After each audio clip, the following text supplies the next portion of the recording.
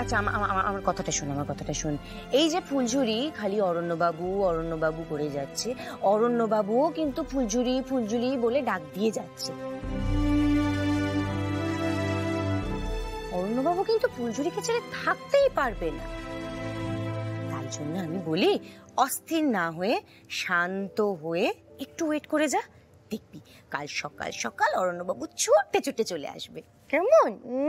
তোমার দাদা এখন কোথা থেকে অরণ্যবাবুকে খুঁজে আনবো বলো তো? আর উনি এরকম অদ্ভুত ডিসিশন কি করে নিলেন আমি বুঝে পাচ্ছি না। আমাদের এত অস্থির হলে চলবে না। এখন ঠান্ডা মাথায় ভাবতে হবে আমাদের পরবর্তী প্রসেসটা কি হবে। ফুলঝুরির যা কন্ডিশন, অরণ্যতাকে যত তাড়াতাড়ি আমরা ধরে আনতে পারবো ততটাই বেটার। আরে বাবা, আমরা কি বা করতে পারবো? কোথায় কোথায় খুঁজবো? পুলিশ তো সমস্ত রেলওয়ে স্টেশন, এয়ারপোর্ট খুঁজছে, ফুলকি সমস্ত ব্যবস্থা করেছে। পিয়াল, এখনো তো কোনো খোঁজ খবর এলো না রে। অরণ্যবাবুকে তোরা রেলগাড়িতে প্লেনে কেন খুঁজছিস?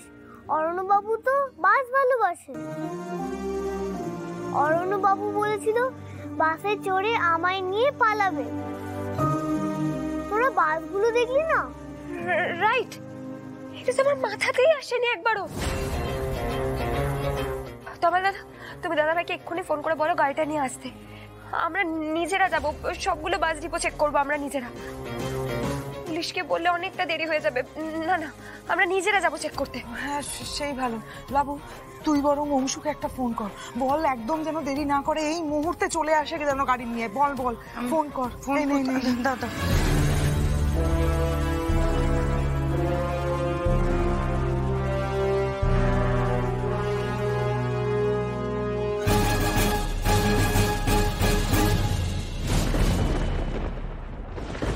হ্যাঁ অংশু বলছে এক্ষুনি তোমার গাড়িটা নিয়ে চলে এসো না।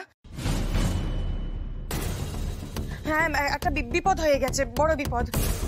প্রথমবার ফুলকি তোর কাছে তোর অরণ্যবাবুকে ফিরিয়ে আনতে পারলো না, তবে আমি কথা দিচ্ছি এই যে আমি বেরোচ্ছি তোর অরণ্যবাবুকে না নিয়ে আমি ফিরবো না। তবে তুই ততক্ষণ একটু শান্ত হ, একটু সবার কথা শোন, অপেক্ষা কর। তুই আমার উপর ভরসা রাখ, আমি ঠিক অরণ্যবাবুকে ফিরিয়ে নিয়ে আসবো। অরণ্যবাবুকে পেলেই আমি তোর সাথে অরণ্যবাবুর কথা বলিয়ে দেবো, কিন্তু ততক্ষণ অব্দি একটু ঠিক করে থাক। তুই প্রমিস কর। প্রমিস।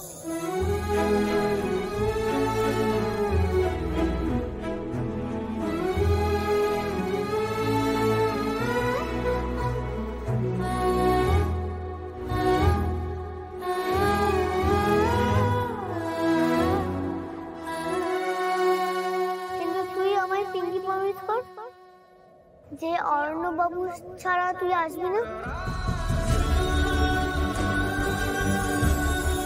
Pinky promise.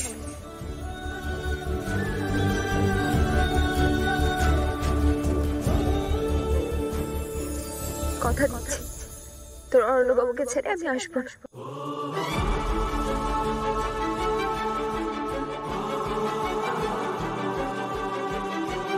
তুই তো আমার সব ফুলঝুরি, তোর আবদার রাখবো না এ কি কখনো হতে পারে? ফুলকি দাস জান লড়িয়ে হলেও তোর অরণ্যবাবুকে তোর কাছে এনে দেবে, দেখিস তুই।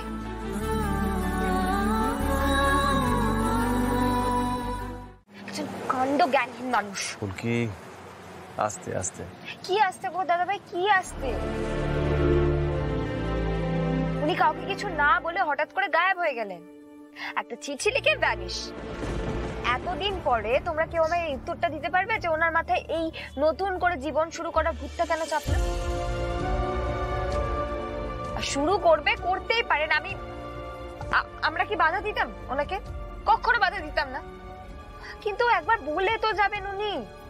অন্তত বাচ্চা মেয়েটা ফুলঝুরিকে তো একবার মানিয়ে যেত। উনি তো জানেন যে ফুলঝুরি ওনাকে ছাড়া চোখে অন্ধকার দেখে। ফুলকি সেটা তো অরণ্যতার থেকে ভালো কেউ জানে না। তারপরেও কি এই ধরনের কাজ করা উচিত বলো তো? আমার তো বিরক্ত লাগছে। মাঝখান থেকে মেয়েটার শরীরটা খারাপ হয়ে গেল এতটা। ফুলকি অনেক তো হলো, এবার একটু থামবে? তুমিও তো জানো অরুণ আমাদের প্রতি কি ফিল করে। ও তো সত্যি রোহিতের জায়গাটা নিয়েছে। কমাল দাদা, এইগুলো বলে বলেই না তোমরা গন্ডগোলটা পাকাচ্ছ, বুঝতে পারছো তো? আরে বাবা, স্যারের জায়গা কেউ কখনো নিতে পারে? স্যারের যতই রাগ, অভিমান, কষ্ট, দুঃখ হয়ে যাক না কেন, কখনো এরকম নিরুদ্দেশে চলে যেতেন না, কাউকে কিছু না বলে, কখনো না, এই জীবনে তো। আচ্ছা, ফুলঝুরি ইনফরমেশন অনুযায়ী অরণ্যদা যদি বাসে করে ট্রাভেল করতে বেশি পছন্দ করে, তাহলে কিন্তু আমাদের কলকাতার বাস ডিপোগুলোতে খোঁজ নিতে হবে। দূরপাল্লার বাস, তাই তো? তার মানে ও নিশ্চয়ই কলকাতাতে লুকিয়ে থাকবে না, দূরে কোথাও যাবে। জানি না। উনি কি করবেন সেটা তো শুধুমাত্র উনি জানেন দাদা ভাই।